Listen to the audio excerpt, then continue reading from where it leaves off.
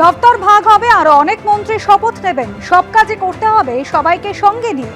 শপথ নেওয়ার পর বললেন খড়গপুর সদরের জয়ী বিজেপি প্রার্থী দিলীপ ঘোষ। জয় জয় জয় শ্রীরাম, ভারত মাতা কি জয়, ভারত মাতা কি জয়। বাস শুরু হয়েছে, শপথ গ্রহণ হয়েছে, ঢোকা হয়েছে, খালি এখনো চার্জ যতক্ষণ না আমাদের হাতে আসছে আমরা কাজ শুরু করতে পারবো না। দপ্তর ভাগ হবে, সব মন্ত্রীদের, আরও অনেক মন্ত্রীরা শপথ নেবেন। 2-4 দিন লাগবে সময়, তারপর কাজ শুরু হয়ে যাবে। প্রথম দ্বিতীয় বলে কিছু নেই, সব কাজই করতে হবে একসঙ্গে।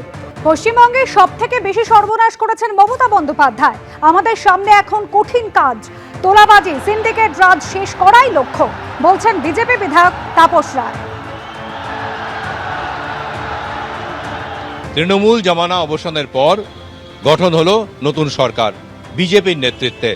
আমরা কথা বলবো বিজেপির বিজয়ী বিধায়ক তাপস রায়ের সঙ্গে। আপনি দীর্ঘ বছর তৃণমূল কংগ্রেস করলেন এবং কিছু দায়িত্বও সামলালেন। হঠাৎ বিচ্ছেদ হলো, বিজেপিতে এলেন, এসে বাজিমাত। না, আমি তো এসছি, পার্লামেন্ট লড়েছিলাম তো নর্থে 24-এ।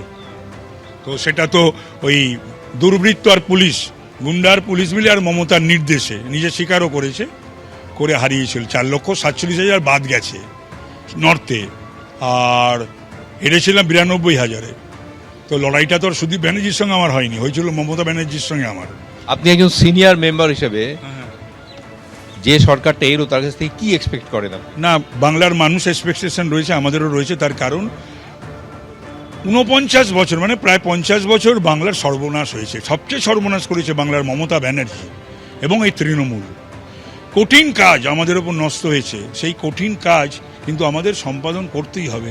আজকে তো আপনার মুখ্যমন্ত্রী, আপনাদের মুখ্যমন্ত্রী প্রশাসনের সঙ্গে বৈঠক করলেন, কি বার্তা দিলেন প্রশাসনকে? আজ প্রশাসনকে যা বার্তা দেওয়া উচিত সেই বার্তাই নিশ্চিতভাবে মুখ্যমন্ত্রী দিয়েছেন।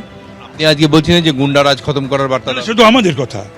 আমরা পুলিশি রাজ আর গুন্ডারাজ, সিন্ডিকেট রাজ, তোলাবাজি এসব একদম বাংলা থেকে একদম শেষ করে দেবো। ওই বাংলায় রাখবো না এই সমস্ত। আপনি কোন দপ্তর বা দপ্তর পেলে খুশি হবেন? না নাকি কোনো দপ্তর চাই না? আমি মমতা হেরেছে আর তৃণমূল সরকারের অবসান হয়ে গেছে, আমার সব পাওয়া হয়ে গেছে। এর থেকে আর আমার কিচ্ছু দরকার নেই, কিচ্ছু দরকার নেই আমার। সকলে বলছেন যে সবচেয়ে বর্ষিয়ান অভিভাবকের মতো তাপসদা যদি স্পিকার হন তাহলে আমরা খুশি হব। আপনি যদি দায়িত্ব পেলে আপনি করবেন? আমি বলছি, এই দলে এসে 2 বছর 2 মাসে দল যে যে দায়িত্ব দিয়েছে আমি সেগুলো অত্যন্ত সুচারুরূপে নিবিড়ভাবে পালন করেছি। আমি তো প্রথমেই বললাম আমার কিচ্ছু চাই না, আমি সব পেয়ে গেছি। হ্যাঁ, এইরকম একটা ঘমণ্ডি, একটা অহংকার এবং দম্ভ বাংলার মানুষ মমতার চূর্ণ বিচূর্ণ করে দিয়ে। কোন 3টে কাজ আগামী 3 মাসের মধ্যে হোক আপনি চান? 1, 2, 3।